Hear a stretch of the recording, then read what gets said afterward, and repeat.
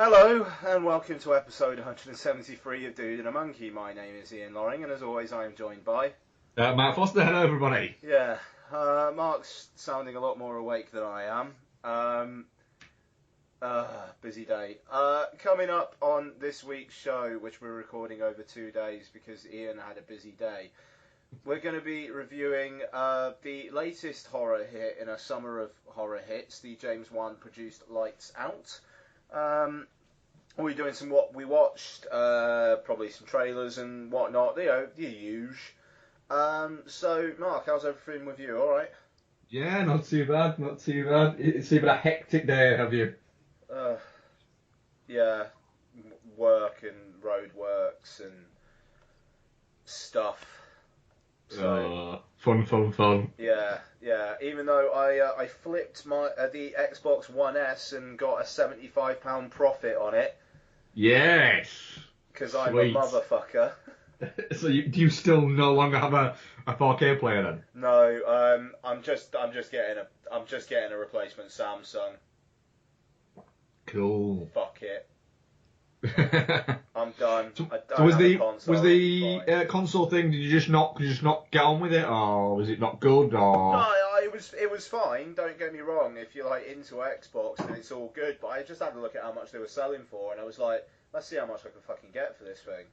Yeah. 75 quid profit. Yeah, fine. Bought it for £3.50, sold it for £4.25.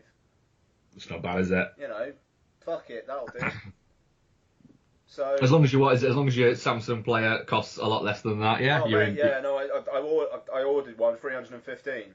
So that's alright, isn't it? So yeah. you're like 110 quid up. Yeah, I mean, like the thing is, the Xbox One S, it doesn't do bit streaming, so it won't support Dolby Atmos. Apparently, you can't even get DTS HD on it, which apparently is the case with the Xbox One as well. So for my surround sound future, it would be useless. So it's just make a little bit of dollar now and yeah, pretty plan much for the future. You know, once the new models come out next month, I wouldn't get anywhere near that. So, you know, hey, I hope the guy enjoys it. You know, yeah. So yeah, but yeah, flipped it, bought a ticket to see Pixies in Cardiff in December with some of the proceeds. So can't complain.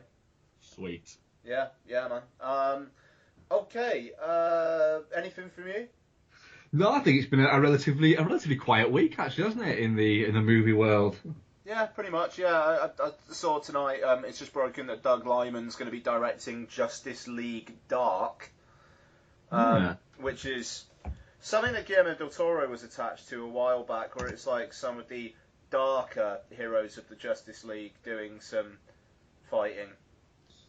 Yeah. And it's well, yeah, because Batman vs Superman wasn't being criticised for being too dark or anything, but you know, hey. Exactly. Yeah, I think Doug Liman's a uninspired choice. Yeah, I don't know. I mean, Edge of Tomorrow was fun, and he's dropped out of Gambit. He's only the second director to drop out of Gambit after Rupert Wyatt, so let's see what happens there. But yeah, I don't know. Whatever. It is just really like, right, that's $200 million that could be spent on something a lot better, but fine. Yeah. Absolutely. Yeah. Yeah, so there's that. Right, trailers. I think I've only watched one, so I'll hand it over to you, and maybe I have watched more. I've watched a few. The trailer for Manchester by the Sea, the Casey Affleck kind of drama-y thing. It looks like it's going to be one of those very worthy films, you know, those independent films that everyone will tell you it's fantastic, and you're looking at it going, do you know what? I don't deny that it's really good, but it looks like it's going to make me feel bad, so you'll watch it, but you will end up watching a few things before it, is what I'd say. Yeah, it's Kenneth Longerman who directed Margaret, which I quite liked, and I think you can count on me as well, if I remember correctly. And yes, he did, yeah, and it looks very good, but it does look like it's going to be very good, but you're going to know you're watching it, let's say. I've heard it's really depressing, so that's it, yeah. Yeah. And the film that doesn't look as depressing, My Blind Brother, the Adam Scott Nick Kroll movie, where Adam Scott plays a blind guy and Nick Kroll's his brother, and he he does essentially sort of like runs and swims and stuff for charity, but because he's blind, he always needs a guide with him, and so his brother has to end up doing all of these things with him in support. And then his brother has a one-night stand with a girl. So Dick Kroll has a one-night stand with a girl, and then later on in the not-too-distant future, Adam Scott gets a new girlfriend, and guess who it is? Okay. So it's kind of that. It looks. It's. I think it's an Amazon Pictures movie. Okay. Like Manchester by the Sea, incidentally. Yes, like Manchester by the Sea, which is also an Amazon Pictures movie. So yeah, it might get a short cinema release, and then it'll turn up on Amazon Prime probably by the end of the year. The Rings film, is this the trailer you've seen? Or? Yes, it is. Yeah. Yeah, I didn't know they were even kind of revamping or whatever. Ring, or Ringu, or Ring, whatever, all the different machinations of Ring we've had, and now it's just called Rings.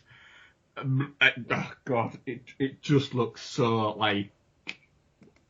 Haven't we seen this a few times now? It's and also, do you even need to see it now? Like, it goes through all the days and what happens, and then the airplane thing at the end, it's like, well, is that just going to be like the end of the film stinger or something then? Like, it just feels like, alright, fine, seen it now.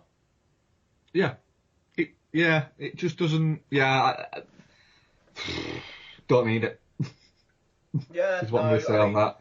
I'll watch it at some point, but it won't be a cinema watch. The thing is, it might be for me, because I've been looking for a fucking excuse to go, even though it's out the bloody weekend that, like, I'm coming up to York, so if it's the only thing out, it might be.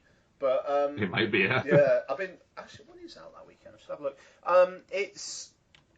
I've been looking for an excuse to rewatch, like, all the Ring films.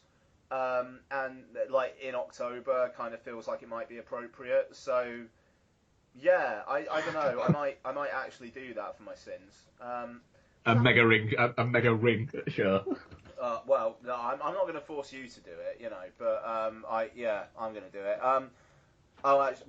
Friday the 28th of October actually is Doctor Strange, so I suppose we'll probably have to go and watch that, won't we? We probably will. We're covering that, yeah. Also, the Dressmaker, Kate Winslet movie, sounds very Australian, is what I'll say on that. What else is that? Mr. Church, the Eddie Murphy movie. Yeah, okay. Do you know what? I'll happily spend 2 hours with Eddie Murphy being kind of more straight-laced Eddie Murphy, but you get the feeling that he's still going to be incredibly charismatic throughout the entire film. I'll happily spend 2 hours with that Eddie Murphy. Okay, interesting. Other than that, that's pretty much it that I've seen straight it's as well. Eddie Murphy. I thought it was Will Smith. Sorry. No, yeah. it's Eddie Murphy, yeah. And I think the story is he's hired by the father father and husband of a family. He's passed on, and his wife's dying, and he's hired to essentially cook for them until she dies. And it seems like the idea is it's supposed to be for a few months, but it turns into years. And then he almost kind of by accident becomes a surrogate kind of father to the child as it goes through the years. So it seems to span generations, this movie. But it does look like it could be, you know what? Yeah, I'm up for that. I'll happily watch that. Okay, interesting. Okay, cool. So let's move on. We're going to talk about Lights Out, which is directed by, I actually have no idea because I didn't look it up. David Sandberg. Oh, that's right, David Sandberg, who is now doing Annabelle 2, apparently. So, yes, this is produced by James Wan. The trailer for it came out when Conjuring 2 came out, so it had a bit of buzz there. It's made over $100 million worldwide on a budget of $4.5 million. So, again, showing that horror seems to be weirdly popular this summer. Story is a demon ghosty thing that only kind of appears when lights are out. Even though, funnily enough, there are still enough light sources around that you can actually see it. is terrorising a family for some reason. It stars Maria Bello, what's her name? Teresa Palmer, rock guy, and kid actor. So I'm really not prepared today. I'm so sorry. It's terrorising this family, and that's pretty much it. Mark, what do you think of Lights Out? I liked it. I enjoyed it quite a lot, to be honest. Don't get me wrong. It's got its flaws, and there's a few bits where you go, well, that took a fucking leap. But I kind of admire the fact that it very much exists within its own world, and I like that about it, in the fact that when shit starts to happen, there's the great thing this movie does is it doesn't have the no, this can't be real, it can't be happening. Nobody just denies it. Everyone just goes along with it, and I liked that about it. It made it punchier. I thought all the performances were good. It was creepy, and it was, it was under 90 minutes, like every horror movie of this ilk should be. So I had a great time with it. It's creepy. It's fun. Like I said, the performances are good. It goes everywhere you're kind of expecting it to go. There's a few bits where it throws a lot of stuff at you, and you go, that kind of fucking came out of nowhere. But not like a surprise came out of nowhere. Just there's a lot of exposition and story manipulation just fucking dumped in places. But overall, yeah, I liked it. I can see why it's kind of struck hard and done incredibly well. Yeah. What did you think? Yeah, I know. I enjoyed it. I will say, I mean, the runtime certainly helped with that, though. I mean, Jesus Christ, it's in and out. It gets its shit done, and also as well, I like the fact that the opening, it shows you straight away. Oh, here you go. Here's the evil within this film. Fuck it, have it before the credits. Yeah. Which I liked, and also it was good to see Billy Burke from the Twilight films there. And I was like, yeah, that's Billy Burke, isn't it? It's weird that he's in this. All right, fine, he's just in it for the first 10 minutes. Fair enough then. Absolutely. Even though the slightly, that's a bit of a stretch stuff, did start quite early on though, where he just happened to have a baseball bat hanging around there for no reason whatsoever, which I quite enjoyed. But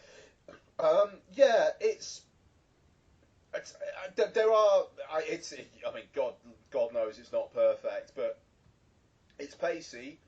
The monster is a pretty good idea, and I think it leads to some good visuals. Late on in the film, the cop firing at it, so you just see it coming at him really fast, but only in like the gun blasts. Was really interesting. I really liked that, and I liked how vicious the thing was as well. Yeah, it's a fucking bitch. Yeah, like when it gets someone, it really gets at them, Even though I would in terms of logic, it does kind of feel like sometimes it can do things and sometimes it can't. Like, how can it kind of make the lights go out in places at some points whereas at a lot of other points it's kind of waiting on the lights to go out before it does stuff? Yeah, surely, if it tried to attack something, it'd just make all the fucking lights go out. Yeah, if you could make the lights go out some places, just make all the lights go out and have at it. Make all the lights go out so the person can't see you at all. Okay, yes, there wouldn't be a film, but, it does stretch logic, but I think the good outweighs the bad just about. Like, I think all the performances were pretty solid. I think Maria Bello was actually pretty good in a role that could have been very, very hacky, but I think she keeps it pretty underplayed. Yeah, there's never a big over-the-top screaming moment or anything like that. She never goes mental. Yeah, she keeps it level. I thought Teresa Palmer was very good. I thought the guy who played her boyfriend was actually really quite good in it as well. I really enjoyed him. Yeah, I really enjoyed him. Like, he's quite chill. and he's just helpful. And he's just a nice guy. Yeah, he's just a supportive character in the background, and he's nicer than the lead character to start with, which is interesting. The thing is, usually that role there is usually reserved for handsome guy number 2. And you never ever see handsome guy number 2 in anything ever again. He's just in that, and he's cardboard cut out. And yes, he is a handsome guy, but also as well, you kind of go, actually, he's got a little bit of there's a little bit of kind of charisma there. There's almost like a little bit of a fucking twinkle. I'm rooting for him to not die, which is strange, because usually that character, you're going, he's going to die, and no one cares. No one cares. And looking at his credits, he hasn't really done all that much. It's mainly like kind of TV type stuff and just the odd one or two. But yeah, okay, he was in quite a lot of 90210 as a character called Jeremy, apparently. But I would watch that guy in more stuff. Yeah, absolutely, yeah, and I could see it to be happening, to be honest, really, because let's say he was entertaining in this. I'm guessing he's going to be in the sequel. So yeah. And I mean, and that's the thing as well. Like, I like the fact that they didn't really kill anyone off. I mean, Maria Bello shot herself, but apart from that, it's just which is a fantastic ode to Fight Club. Yeah, no, that's true. And, but it felt like a fitting ending for that character, weirdly enough. It's like she'd kind of outlived her purpose, but at the same time, narratively, it kind of made sense. It did, yeah. But like I said, there's some really sort of nice visuals sort of created by the fact that there's the light there. And also, as well, you've almost built in jump scares. Oh, because of the lights? Yeah. Yeah. I mean, I will say nothing got me. I thought some of the framing was pretty obvious at times, like it leaves a lot of blank space over on one side where something's going to come out. But to be fair, one of the people in my audience, there was a moment where the creature kind of came up behind Teresa Palmer, and he actually audibly went, "Oh no," and so fair enough. The thing is, I'm for stuff like that, I'm easy to get. So if a film doesn't get me, it can't get anybody at all. Whereas you could literally have a little, you could say, right, when this little blue light comes on the screen, there's about to be a jump scare. And I would literally see that blue light and go, oh, fucking hell no. And then it'd happen and it'd still get me.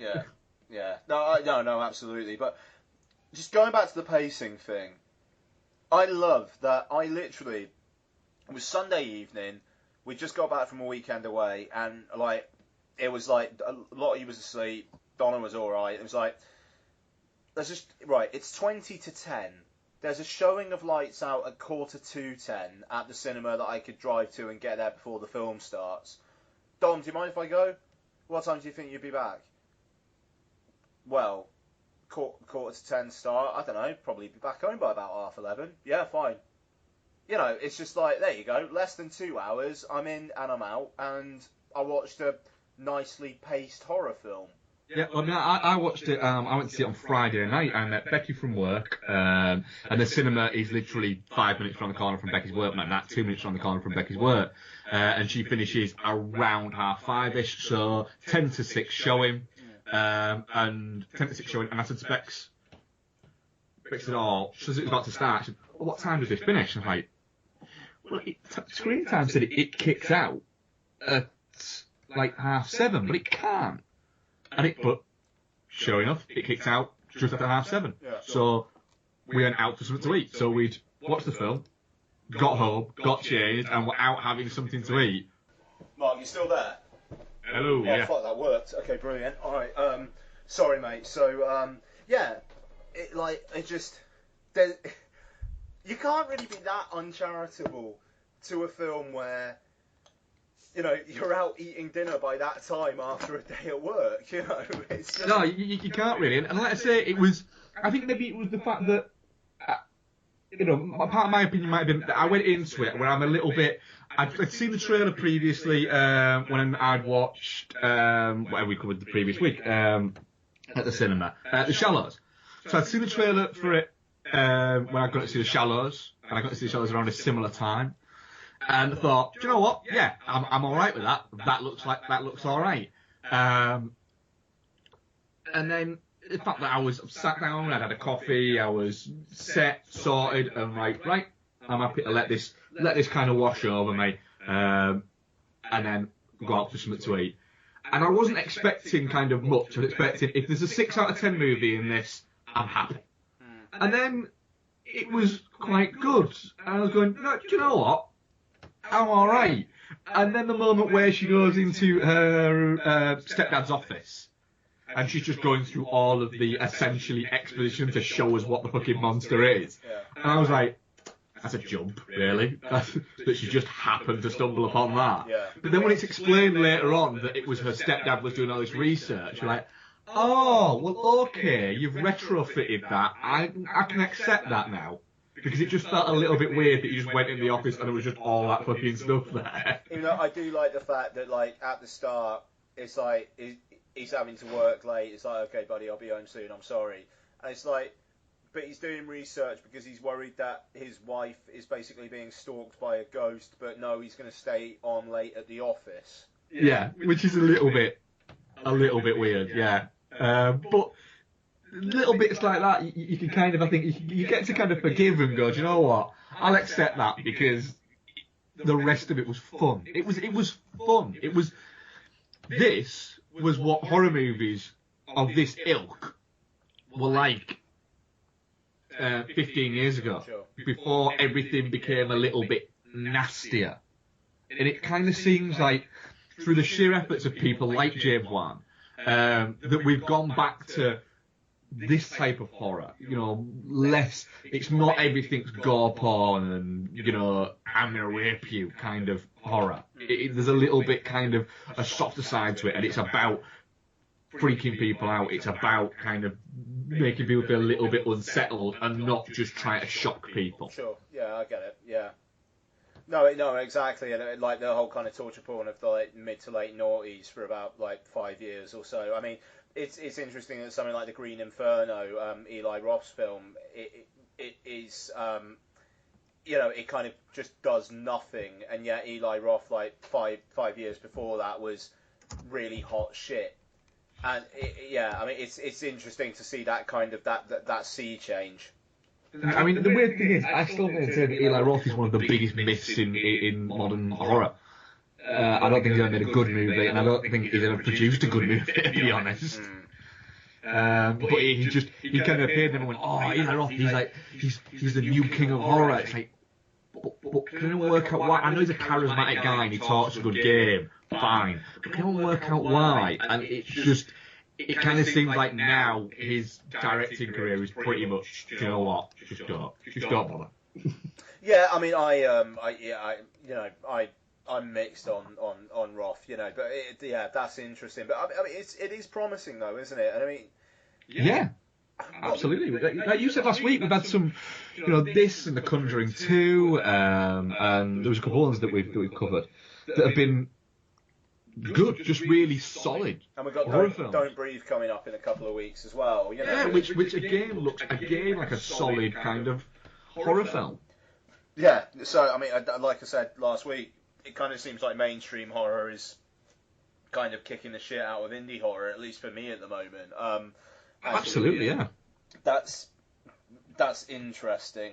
Just I kind of feel that indie horror is a lot of people maybe kind of like smelling their own farts and loving the smell. It's a lot of people saying how good a movie is rather than a movie actually being great.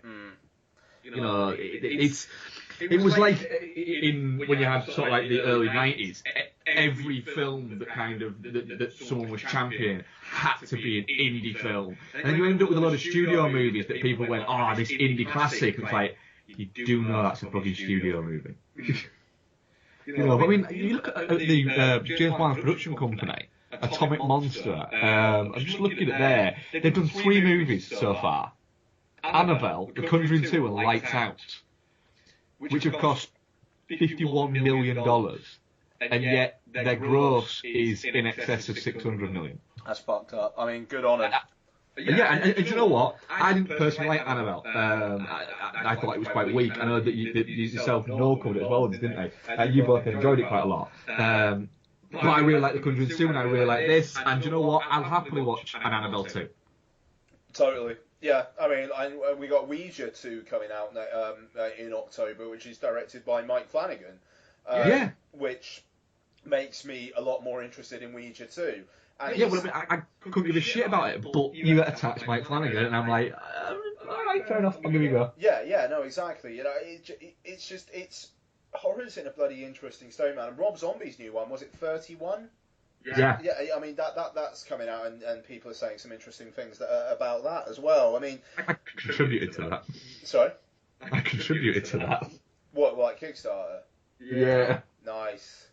Yeah, for my sins. Nice. I did that and then thought, oh, I'm doing this now. I'm putting all my faith back in Rob. Nice. But yeah, no, I mean that's it though. I mean it does seem like there's some interesting things going on at the moment, and God, I really want them to announce The Conjuring 2 for 4K Blu-ray, because Warner Brothers are doing 4K Blu-ray, and I really like the idea of a decently budgeted horror film in 4K. I want it. I would think it'll happen, won't it? Yeah, I think it will. Like, Warner's are pretty good with their new releases for that these days. It's weird they haven't announced anything yet. But anyway, yeah. So Lights Out. It's not bad. I mean, I'm not saying it's great or anything like that. I think I liked it less than you did. But it sounds like it got you more. Yeah. But fuck it. It only made about 20% less than David Brent Life on the Road did this weekend, and I'm calling that a fucking win. That didn't do very well. No, I went into the cinema, like I say, and saw the massive queues and was like, what the? Oh no, people, come on. But yeah, it was luckily it was people just queuing for that. It only did 1.4 million. Thank you. It's like I said, it's 1.4 million too fucking much. Yeah, but I mean, I think they were expecting more from that, but interesting. But yeah, anyway, definitely not shit. Yeah, I'm definitely not shit on it. Like I said, I really quite enjoyed it. I look forward to catching it again when it's on Netflix or something like that in a sort of like year or so's time. Like that won't be a year, like 6 months. Yeah, no, absolutely. Yeah. Our vote poll, only 5 people voted. I think not a lot of people saw it, to be honest. And it was definitely not shit, 80%. Touching cloth, 0%. And shit was 20%. No, that's not too bad. So I'll take that, yeah. Okay, so do you want to do a little bit more, or do you want to get off? Yeah, we'll do a little more, yeah. Okay, cool. So let's do some what we've been watching, and Mark, do you want to kick us off? Yeah, can do. I've watched quite a bit, to be honest. Right, let's start. We watched Airplane after you mentioned that you watched it the other week, and it was on Netflix. We were looking for something that was about 90 minutes long, and we needed a comedy. I think it was Monday night we watched it. And Airplane kind of fit the bill. The jokes come so fucking thick and vast in that movie. I know you spoke about it last week, so I won't talk too much about it.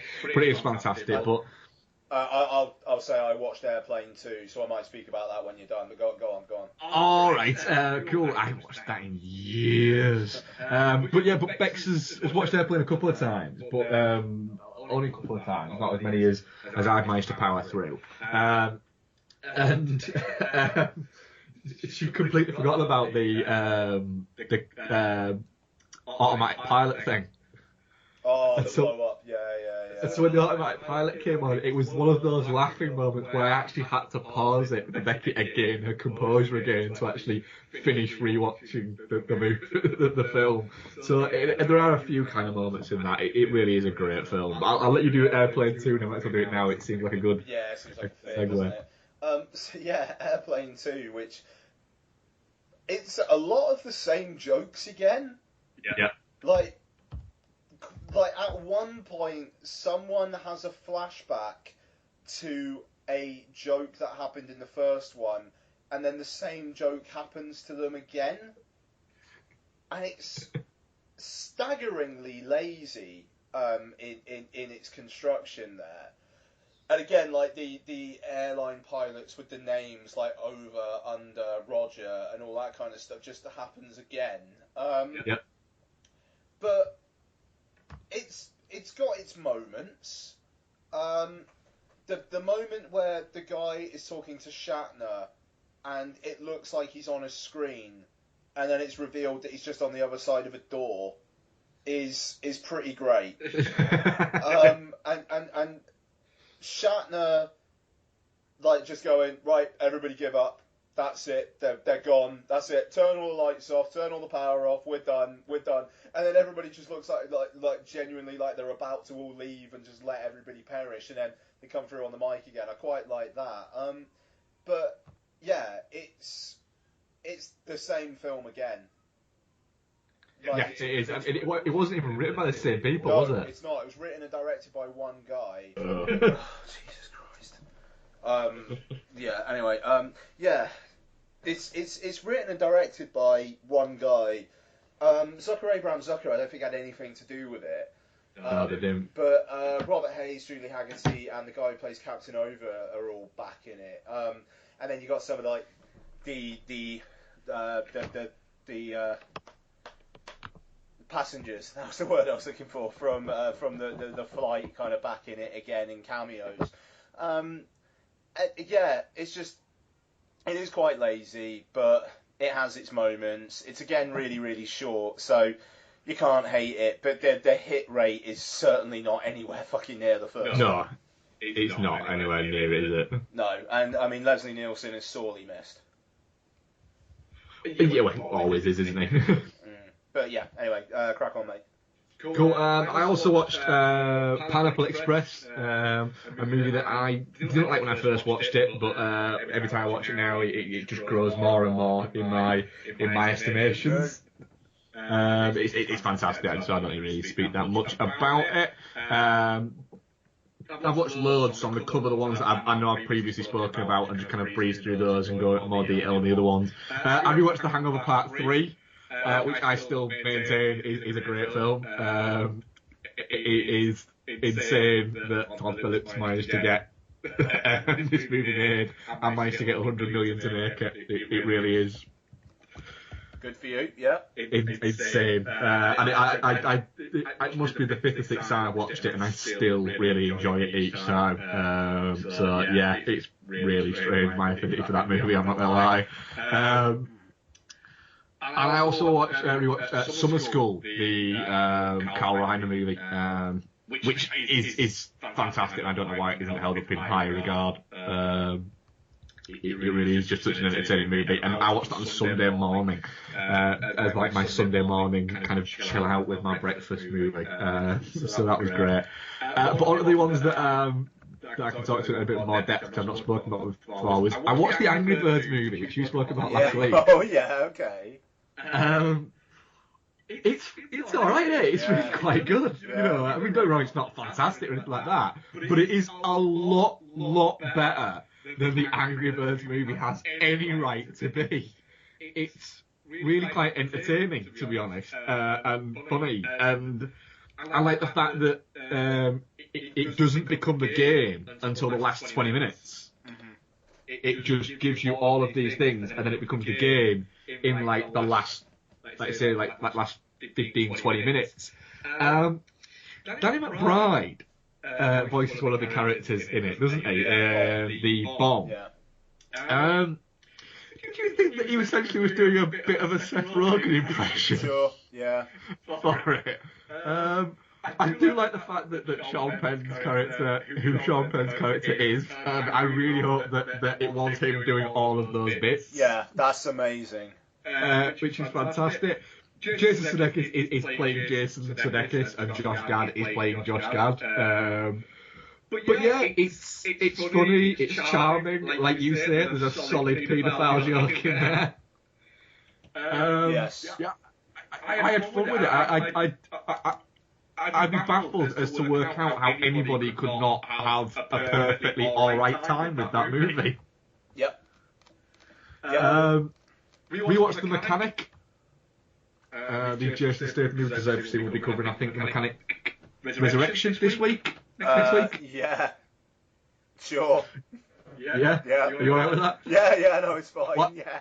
What else were you thinking? No, we're not. I wasn't thinking anything else. It's just I know I'm going to go and see the new Almodovar in this weekend, so it's like what a double bill.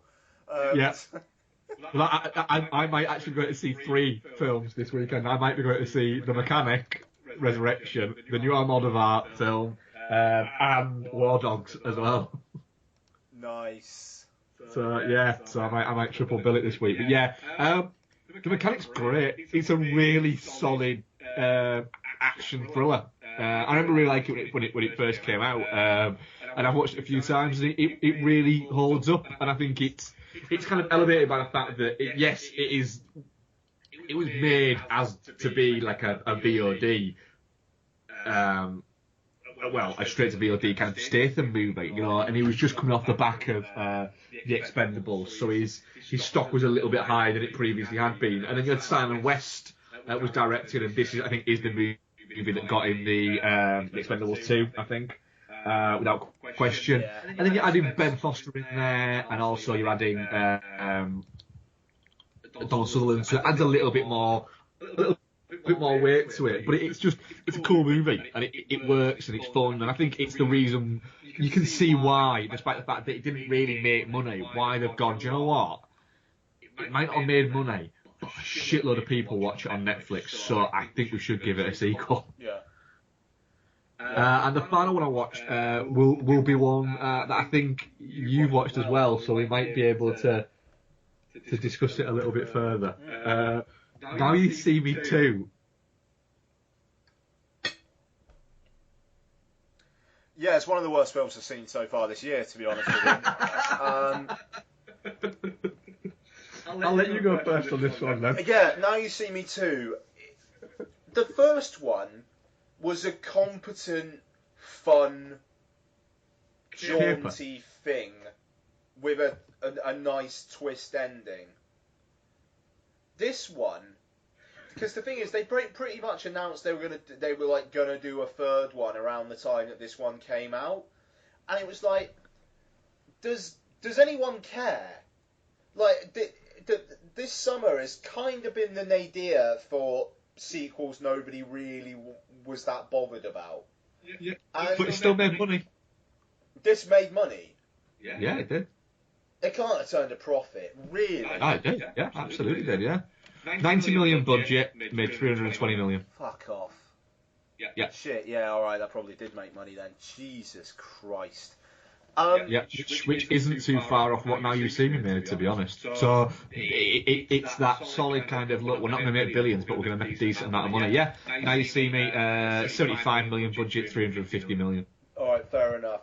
And Now You See Me Too, I don't think's opened in China yet. I don't think. Shit, which considering a lot of it's in Macau. Exactly. Yeah, interesting. It's absolute bobbins, but bobbins which is aggressively stupid bobbins, I think.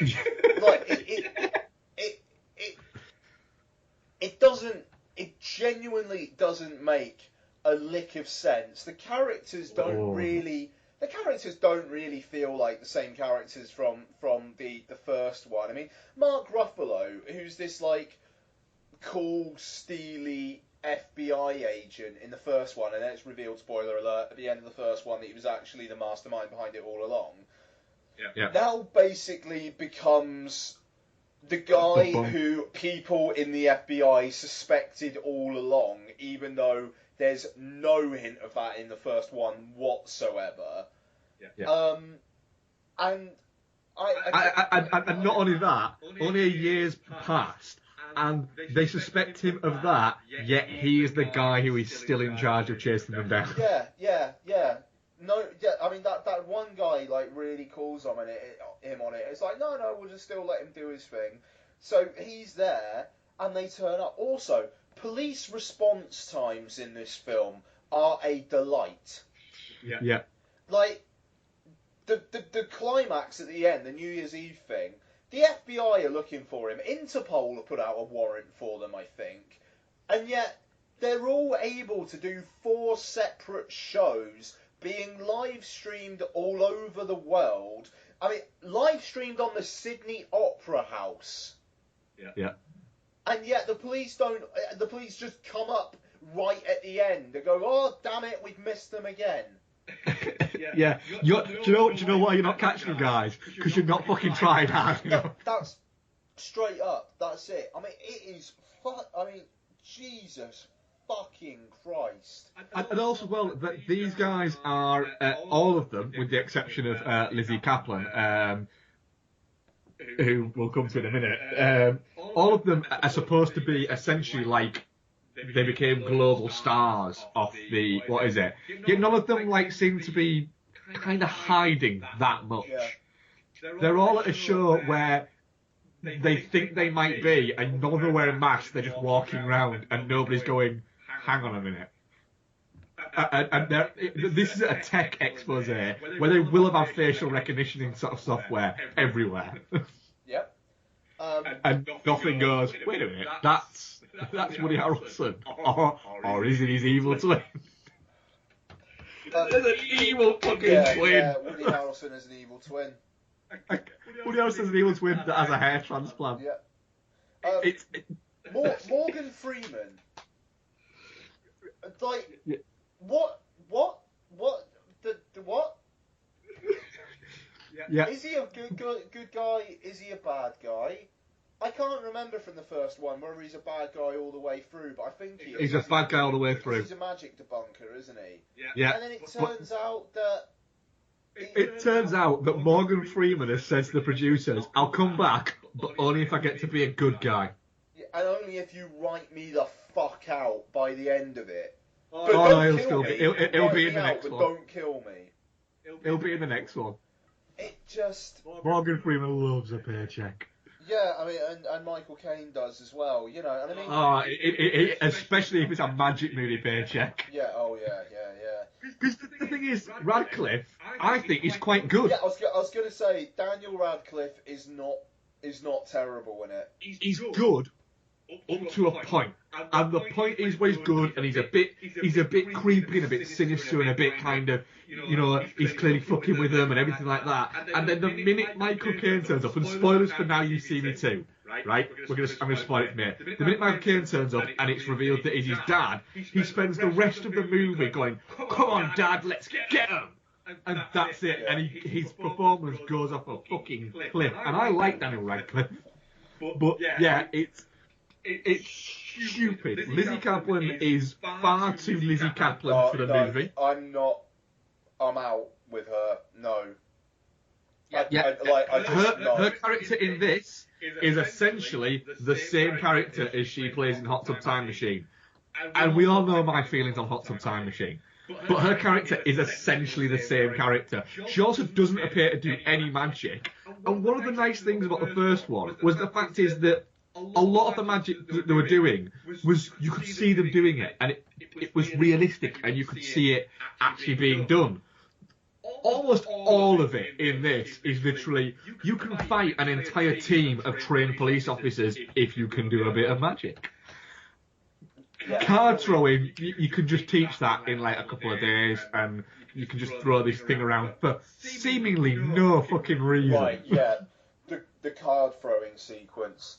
They finish searching them, and then they throw the card to someone else who's about to be searched. So they can be searched with it. But they don't get searched once, they get searched several times each.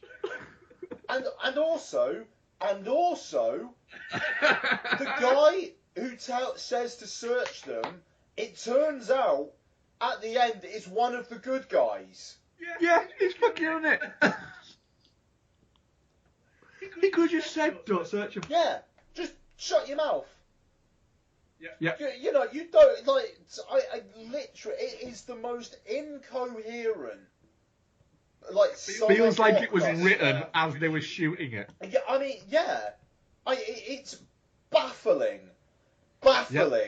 how You know, I mean, it's like with the Pirates of the Caribbean films. They say that they kind of wrote them as they were going along and stuff, and it's like, yes, you can tell, but this, literally, it's like they can't even remember what they did before. And it's like, right, we've got to do some card trick thing here. Okay, we'll have this guy say blah blah blah, and then right at the end, okay, and this character, pick a random character who we saw earlier on. I don't know, the guy in the safe. Yeah, all right, yeah, it will be revealed he's a good guy. Why? I don't know. It'll be a shock for people. Yeah. It's just, Now You See Me wasn't great, but I don't remember it being this aggressively nonsensical. It wasn't. No, now you see me is a fun caper movie. I could see why they made a sequel to Now You See Me, but nobody would have cared if they didn't. Yeah, I mean, I don't know. But to be honest, if they do a Now You See Me 3, I'll watch it. I will. Do you know what? John Chu also did the Gem and the Holograms film this year. He did. He's not had a good year, has he? Bless him, he's not had a good year. I'm going to watch Gem and the Holograms in the next few days. Do you know what? I'll watch Gem and the Holograms as well. You know, because I am convinced that there is no way it can be as bad as this. I will watch Gem and the Holograms. Yeah, that's the rest. I will. And also, just like morbid curiosity, isn't it like one of the worst performing wide release films of all time or something? Like, it's actually like statistically, production budget $5 million, worldwide 2.3. Which, to be honest, there's bigger flops than that. No, but I mean, like, it was a wide. I mean. Widest. It was in over 2,000 screens in the US, and it made 2.1 million in the US. Nobody saw that. Wow, it's a Jason Blum. Blum did it. Yeah, he did. Jesus Christ! Worst openings very wide. It is the fourth very wide worst opening of all time. So very wide is categorised as over 2,000. What else is on that then? This is a great list. Yes. 3 of them were from last year. In the top 10, in the top 6, 4, 5, and 6 were from last year. Wow. Gem on the Holograms, Rock the Casbah. Is that the Bill Murray film? Yeah. Yeah, that was supposed to be shit. And We Are Your Friends. We Are Your Friends. Is that the Zephron one? Yeah. Last year as well, number 19, Victor Frankenstein. 37, Our Brand is Crisis, the David Gordon Green one. 39, The Brothers Grimsby. 57, The Walk. Really? So, this is going back 19... Because We Are Your Friends made money. We Are Your Friends. 2 million budget, box office, just over 10. Yeah, it made money, but because it had no production budget. Yeah, in fairness, you know. But yeah, no, number one. Weird, because it's got a good cast. Number 1, Oogie Loves in the Big Balloon Adventure. 2,160 theatres, opening for just over $400,000. Delgo, just over $500,000. Saw 10th anniversary. Did 650,000 in its opening week. Why is Saw getting re-released on over 2,000 screens though? Yeah. But yeah, God, that's crazy. The Adventures of Pluto Nash is in there. Number 12. That doesn't surprise me. All Dogs Go to Heaven 2. God, this would be a fun list of films to watch. But yeah, no, there you go. So yeah, I'm gonna watch Gem on the Holograms. I'll probably report on it next week. Okay, so something that I think Mark and I are about to have a debate about. I think he knows what's coming. I think I do, yeah. So, I watched The Lobster, which Mark talked about on the show a little while back, and it's fair to say he was not a fan. I despised it. Yeah, there you go. Not a fan, strong words.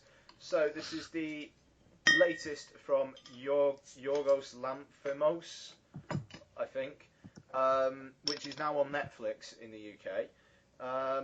And yeah, so director of Dogtooth and Alps, his English language debut. Solid cast.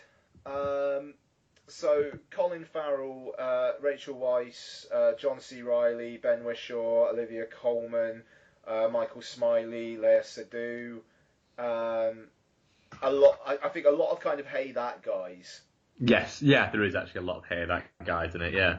And no, absolutely. So essentially, for those who haven't seen it, story is it's a kind of a alternate world essentially where people are not allowed to be single. So Colin Farrell's just got just like his wife's just left him basically, and so he is essentially assigned to a hotel where people are given 45 days in which to find a partner essentially.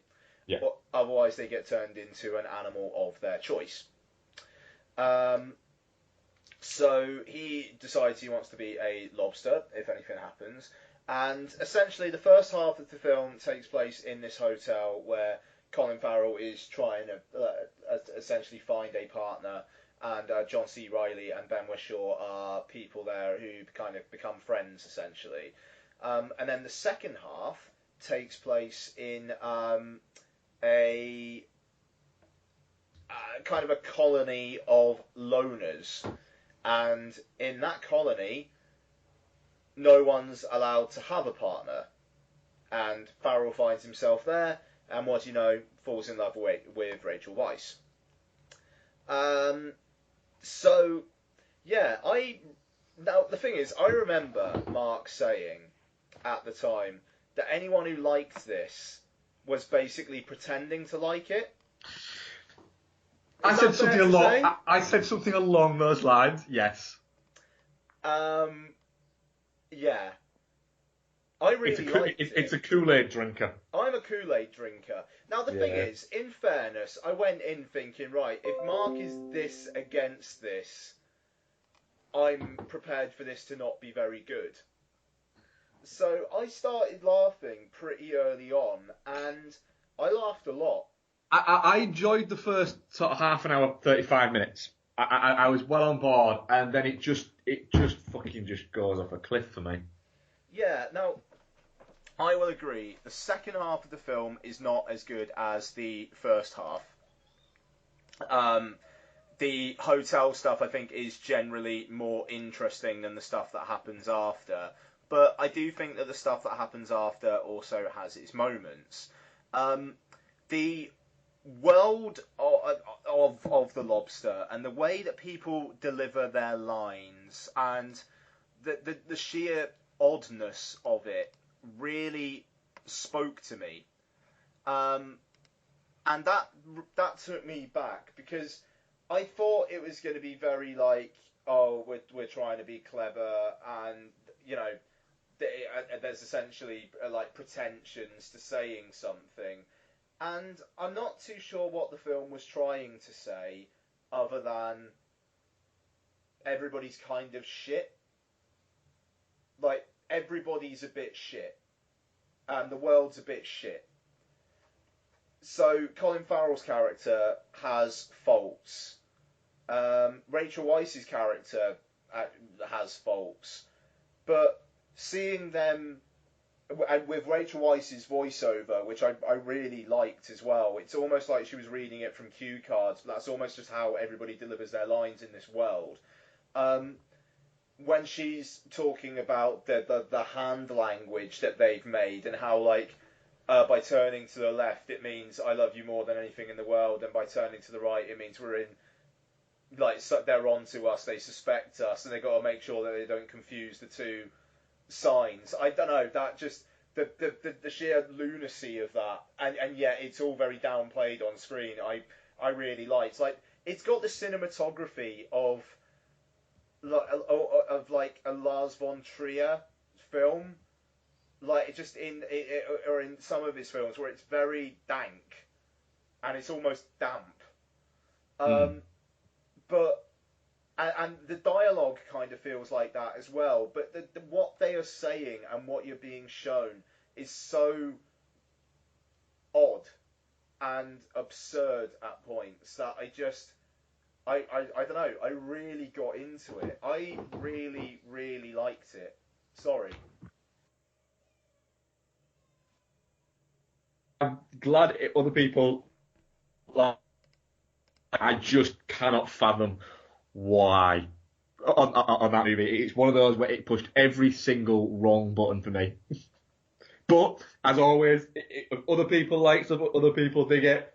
I'm perfectly happy with that. I think it's, I'm not one of those people who says if I have an opinion on a movie, it means that is the right opinion, because it's just not. It's just my opinion. That movie pushed all the fucking wrong buttons for me on it, and I cannot understand why people could get anything from it. But if they do, all cool. But I fucking, yeah, it made me want to punch it repeatedly. Yeah.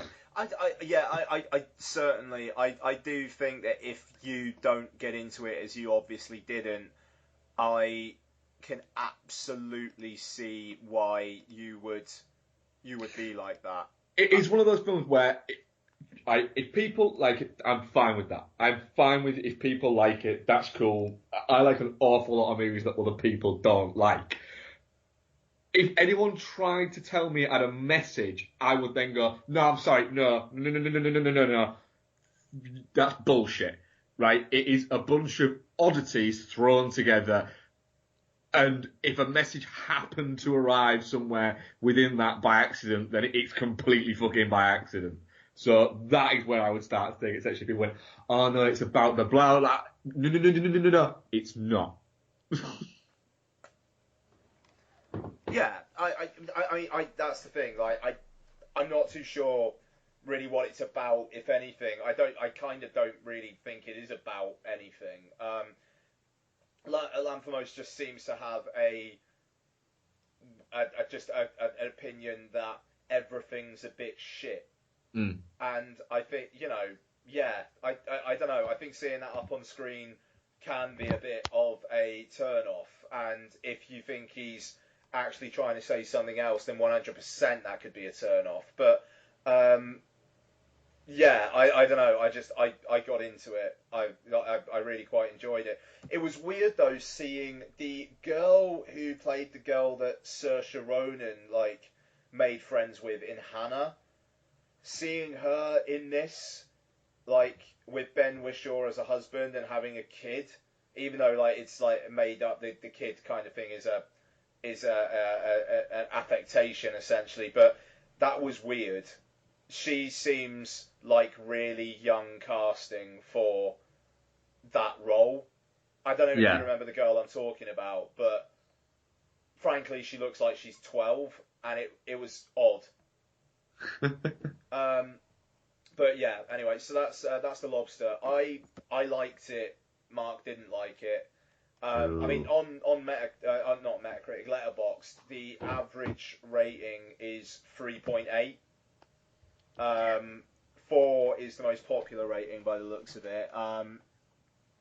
Let's see, but how many people gave it 1? Okay, 87 people gave it a half star. 145 one star, 159 1.5, 491 2, 708 2.5. So you're not alone. Good. But good. 5,995 people gave it 4 stars. Yeah, a lot of people like to pretend they're smart, don't they? Well, thank you very much. I gave it 4.5, so I like to pretend I'm smart even more. You give it a 9 out of 10. Yeah, I really liked it. Fucking hell. Right, to be fair, the amount of times I've said you liked ... I was due one. Fair enough, yeah.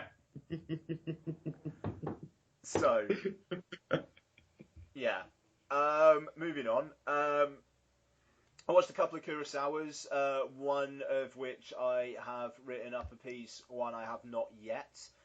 So Sanshiro Sugata Part 2, which was essentially a sequel to Kurosawa's first film, which, yeah, again, it was a government, a government idea for this sequel to be made, so that's always going to be a good thing.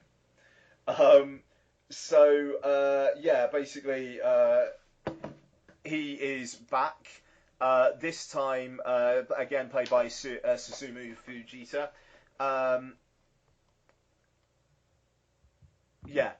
He's back, and this time he has to defend a couple of threats. One, an American boxer who wants to show that boxing is awesome, but Japan likes judo, so judo wins. That's about it. And then he also has to beat these two other guys who are karate kind of champions. Even though the subtitles made it confusing because they referred to judo as karate as well. So they're talking about how karate's great, and then somebody else is like, no, karate's great. I'm not paraphrasing. I am paraphrasing. Sorry, that's not actually the dialogue. But yeah, I don't know. It's all very like the Japanese, very rigid way is the best, and this sport is the best. And the first film had artfulness to it, and the fighting scenes were staged really nicely. Like the end of Sanshiro Sugata is by far and away the thing I remember most from these Kurosawa films so far. And here, there's not as much time for character work. It's all karate. Judo is fantastic, and it's at the expense of character. Like the kind of the love interest from the first one barely has a purpose here and is barely in it. And Susumu Fujita again is very good. In this one, he's not the hothead guy like he was in the first one. He almost is unwilling to fight because he knows he's just going to put people down. There's a fight where he says, "Look, I'm going to hurt you. All right, I'm not," and almost like I'm not saying that just as a bullish like I'm arrogant, I'm brilliant, I'm going to hurt you. It's like, I know I'm going to hurt you. I would quite like not to hurt you, so can we just not do this? And you know, it ends in him having to fight. So yeah, you know, not great, to be honest. But 1945, we're kind of getting out of the World War II dictated stuff now, so I've got a feeling stuff's going to get better soon. And it did. Same year, The Men Who Tread on the Tiger's Tail, which is a story about is he a general or an emperor? So have you seen this?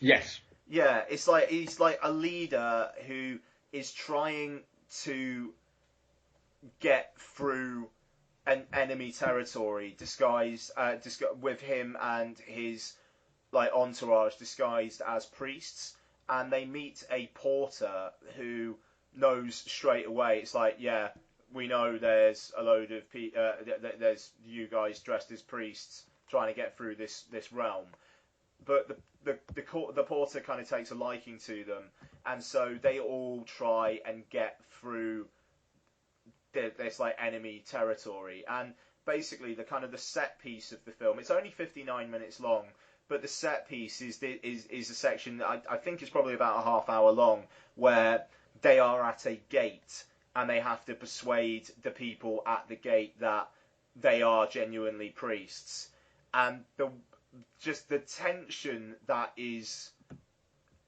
produced here is fantastic. Slightly undone by the fact that the porter basically just pulls faces constantly. Yeah. A lot of surprise faces I remember as well. Yeah, a lot. Yeah. A lot. Yeah, a lot. but I don't know. He is still actually pretty funny.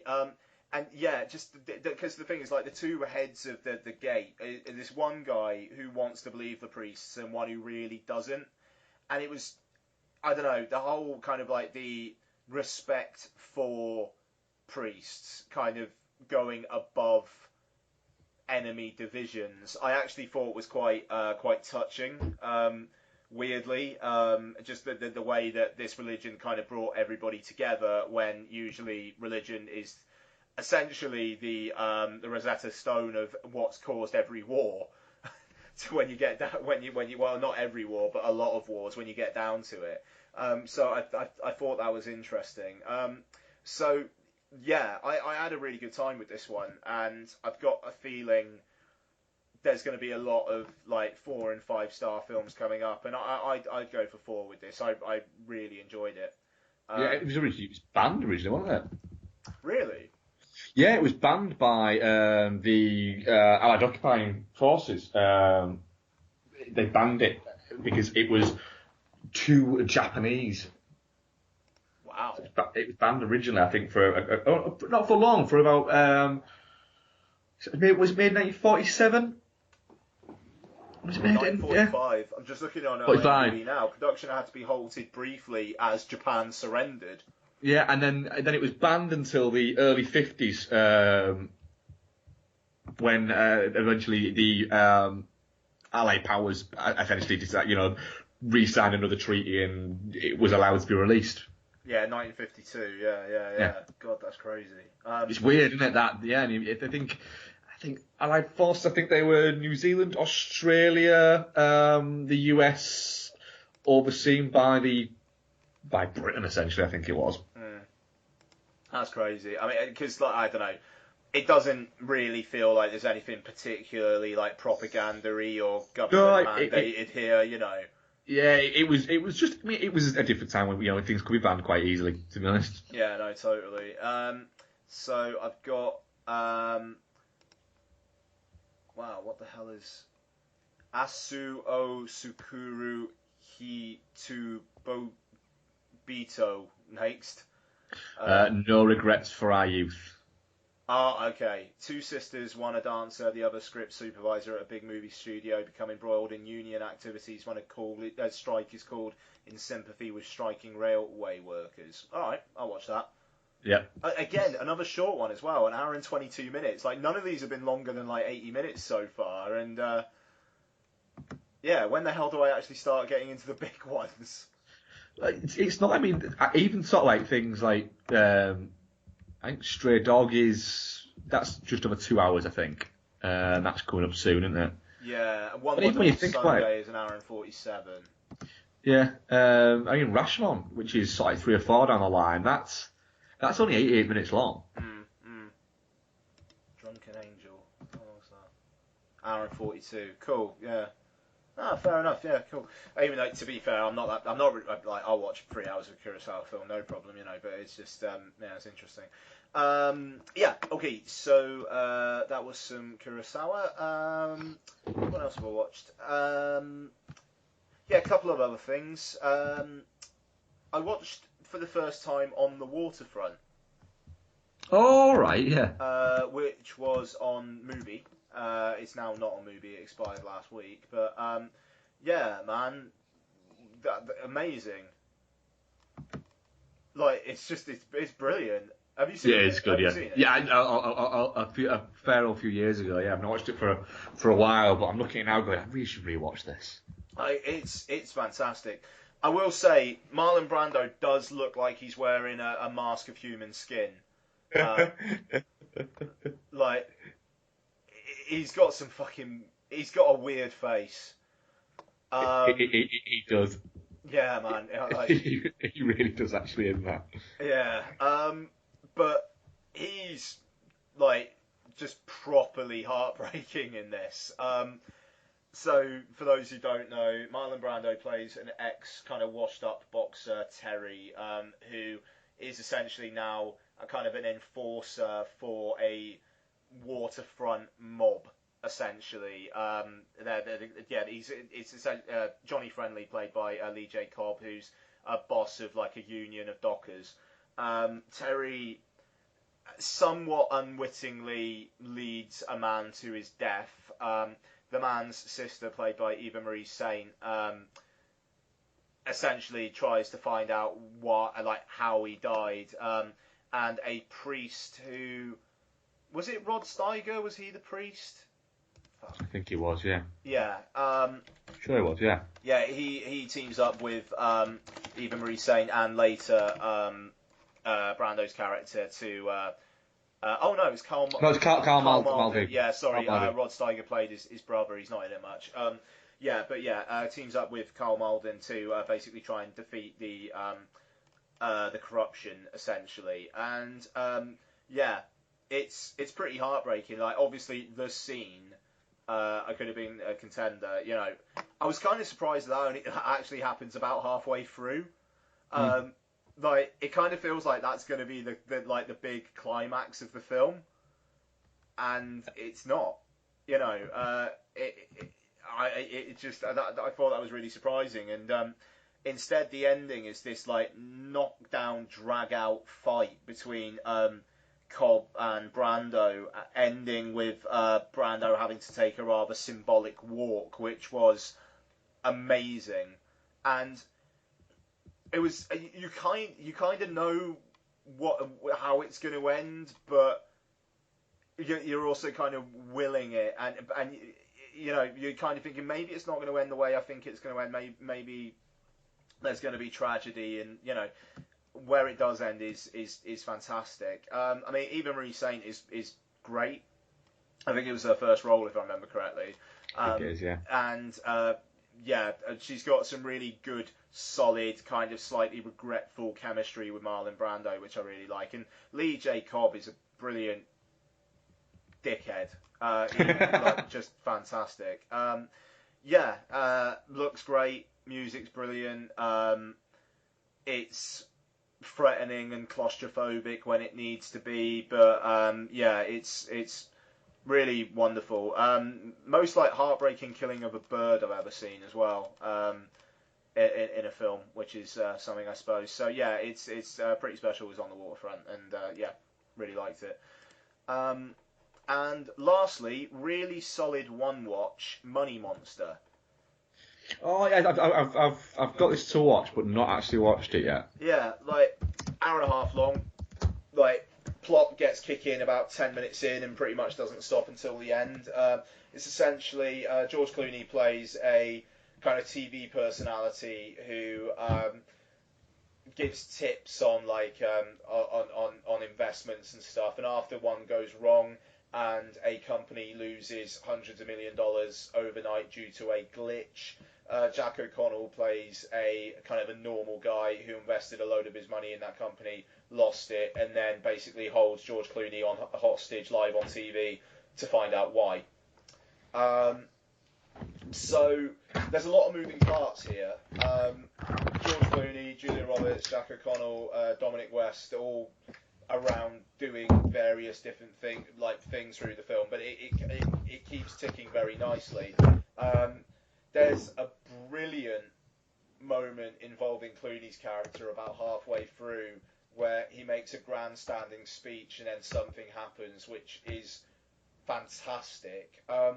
It does a great job, this, of keeping the plot moving but doing a nice job in building character at the same time, and by the end you genuinely don't really know how it's going to play out, but yeah, Jodie Foster keeps it nice and economical in its pacing, and it looks really nice. It's genuinely funny in moments. It's a good, solid, mid-level, adult-aimed, drama thriller with comedic elements, which has something to say about today, but doesn't exactly rub your face in it.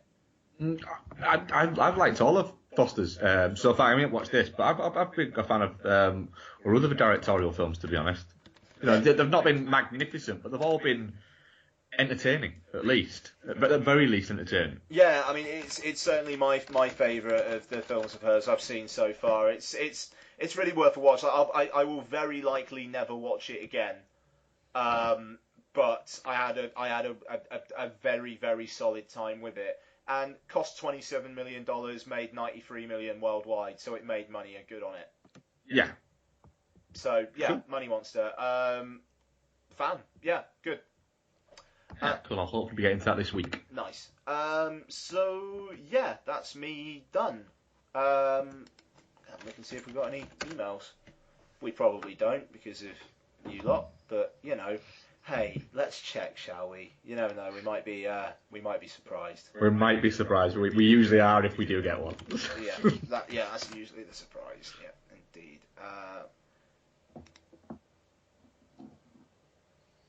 Okay. Oh, hello. Oh, we have one. Bloody hell. And after all of our shit talking. Oh, new person. Gareth Clark. Love the show. However, I was slightly gutted. Oh fuck. He said Gareth from Mansfield at the end. I don't know whether he wanted his surname read out. Gareth, sorry if you don't want your surname read out. Please tell me. Don't read out my surname. Love the show. However, I was slightly gutted that your Trek review wasn't the first ever episode of a chin stroker dude versus a punter monkey. Two of my favourite podcasts crossing over would have been epic. Mike did come on for our Planet of the Apes marathon. Yeah, was it number 3? I think it was. Was it? I think it was Beneath. I might be wrong. It Beneath? I think it was 2, but 2. It might have been 2. Yeah. Yeah. Okay, now let me explain my upcoming question. I have a 4-year-old son, so of course today I went to the cinema to watch the Angry Birds movie, something I wasn't looking forward to. The trailers made it seem pointless and a little bit shit, but it was actually quite good with plenty of laughs. I think we both agree there, actually. Yeah, we do agree. Yeah, it's certainly not anything special, but it outweighed my expectations quite a lot. This also happened when I blind watched the 2013 Peter Hyams directed Enemies Closer, with its bizarrely bonkers performance from JCVD. It's 85 minutes long and makes you utter the phrase "what the fuck" quite a few times. It's a fun time, a bit shit but fun. Which leads me to my question: what's your favourite film surprises, either from a blind watch or from a low expectations point of view? As you can tell from my examples, they don't have to be great movies, just a nice surprise. Sorry for rambling on, keep up the good work. Gareth from Mansfield. Thank you very much, Gareth. I remember getting Wrong Turn back in the day before kind of like movie festivals were all over the place and things like that, and VOD was there. And I remember picking up Wrong Turn on DVD from like Asda or something like that for like £6-7 the week after it came out, and just going, fuck it, yeah, that'll do, I'll watch that tonight. And it was just a complete blind buy, knew nothing about it. And Wrong Turn's a perfectly solid horror film, actually. It's really quite entertaining, actually. What else is there that I can think of that's kind of blind watches and then go? Oh, there's a I'm sure it's a Ben Foster movie called Bang Bang You're Dead that I watched it was on Sky Movies, but it was on. I started watching it about 11:30 at night. I don't think it's ever come out on DVD or anything over here, and. It's Ben Foster plays the character who has come back to school. He's been suspended from school because they thought he basically threatened to blow up the school and put a false bomb in his bag. And he goes back to school and he gets cast in a school play. And the school play is about a kid who tries to blow up his school. And then it turns out that there's actually there's all these different fucking things going on. It's actually it's very good for Ben Foster's really good performance. But I remember being kind of blown away by that, to be honest. Oh god, I'm trying to think, man. I need to read these questions before we do the bloody podcast. I'm a bit mad because Gareth's taking the time to write as well.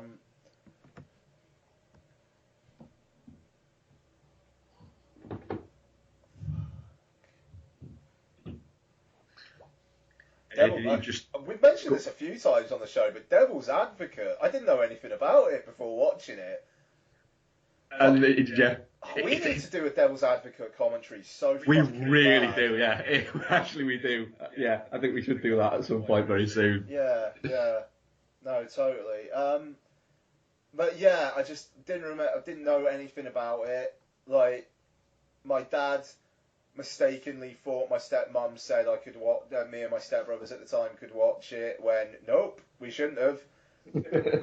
Which was awesome. Yeah, I don't know. In a way, a favourite film surprise was Grave of the Fireflies, just because I remember watching that shortly after watching Totoro for the first time and thinking, oh, well, this is going to be nice and heartwarming. Oh, that must have been that. You must have just been a crumbled mess by the end. Yeah, Don and I watched it on a rainy Saturday afternoon, and it's just like, I think isn't like one of the first scenes towards the start, like the two kids basically like dying of hunger, and then it kind of flashes back to how it happened or something, or pretty much, yeah. Fuck it, that film is grim, man. It is, yeah. It is. It's bleak. Like, because it's just like the kids, like, their parents die or something, then they go to an auntie's for a bit, and then the auntie's like, no, I can't take care of you, fuck off. And then they stay somewhere else, and then they're like, yeah, we can't take care of you, fuck off. And it's like that for 2 hours. Yeah, it literally is, until misery ensues. Yeah, I mean, so, in a way, favourite might be in Speech March, but it's certainly the one that I remember. Actually, good one. Blind watched Wild Bill. Yeah. I remember you saying about that. You really liked that, didn't you? Yeah, saw it because I like random. I had an LFF press pass that year, and I just went for like the ticket lottery for like public tickets for some screenings, and I got one for Wild Bill, and didn't know a thing about it other than Dexter Fletcher directed it, loved it, and then he did a Q&A after, and it was brilliant. I've got a lot of time for that, and yet I've still not seen Eddie the Eagle. I need to get on that. Yeah, because you were actually being quite excited about that because of Dexter Fletcher. You've been quite a fan of both of these things so far. Well, the first two. Yeah, Sunshine on Leaf, man. I like Sunshine on Leaf. I don't, it's not as good as Wild Bill, but I like it. Yeah, no, I need to get on that. Yeah, Wild Bill, man, that really, really like blew my back doors off. And I actually, they're kind of starting to flood now because it's like film festival type stuff. We Are What We Are, the Mexican cannibal film. Oh yeah. Big fan of that. Big fan. Not so much the remake, but yeah, that. Yeah, really enjoyed that. Yeah, so there you go. There's a few. Yep. But yeah, thank you, Gareth. That's fantastic. Thank you for taking the time. Do we have any Twitter questions? We do have a couple of Twitter questions, actually, yeah. First one is Embar at Embar Films. 2016's biggest releases have largely been meh, but which two would you mash together to hopefully make one great crossover? X-Men Birds. X-Men Birds. The X-Men get catapulted into Piggley's island. Angry X-Men. Yeah, that'll do. That'll do. I'll go for Suicide Squad and World of Warcraft. What about The Conjuring Civil War? It's just Marvel versus demons. And then, like, Vera Farmiga and Patrick Wilson are just standing on the sidelines going, I don't think can we really get involved here? I want to see him sitting down talking to Thor, trying to explain to Thor about ghosts and things like that. That would be a good time. I'd watch that. That would be a good time. I would enjoy that immensely. Yeah, nice. Next question, Steve Dixon at the Great SD. What's your favourite use of swearing in a film? Shut up and sit down, you big bold fuck. Shut up and sit down, you big bald fuck is a good one. I've always been a fan of the. I think it's the placement in the film and it's the way John Goodman says it. But when the handover of the money's gone completely wrong and the dude is just freaking out about it, and all Walter can say is, "Fuck it, dude, let's go bowling." Yeah, that's solid. It's magnificent. And then I've always a real soft spot for Ryan Reynolds, cock juggling thunder cunt, Tupac Capozzi. Cock juggling thunder cunt is good. It's just magnificent. It's a hell of an insult, that. Yes, it is. So yeah, they'd be mine. But yeah, there's some great uses of swearing in films. Anything said by Dennis Farina, really. Anything said by who? Dennis Farina. Oh yeah, my God, yeah. That man could swear. Yeah, he could, bless him. That's it for questions from the wonderful world of Twitter. Cool, man. Okay, so that's it for this week's show then. So thank you very much for listening. Next week we will have a review of the Mechanic Resurrection. Yes. Rather looking forward to that. I'm very much looking forward to it. Are you going to rewatch The Mechanic before it? Probably not. No, I'm gonna see it on Saturday, and I'm gonna do me a double bill of The Purge election year and Popstar Never Stop Never Stopping as well. So yeah, I've got a busy one coming up, so I think that's probably gonna slip by me, I'm afraid. Yeah, I don't think it's that much of a continuation, to be honest. Yeah, it doesn't really seem like it. I enjoyed The Mechanic, actually, especially doesn't Ben Foster blow up at the end? Yeah. Yeah, solid. But yeah, that's fine. Yeah, so we'll have that, and dudeandthemonkey@gmail.com, dudeandthemonkey.com, at Ian Loring, at dudefoz, at dudeandthemonkey. Anything else? No, what I will say is that, the results of this week's football contest. I won't go through all the results, please. But the Hat's got 5 points. So that puts the Hat up to 7 points in total. Yep. I scored 5 points, so that puts me up to 12 points in total. And Ian, you scored 9 points this week. Yeah, I thought I did all right there.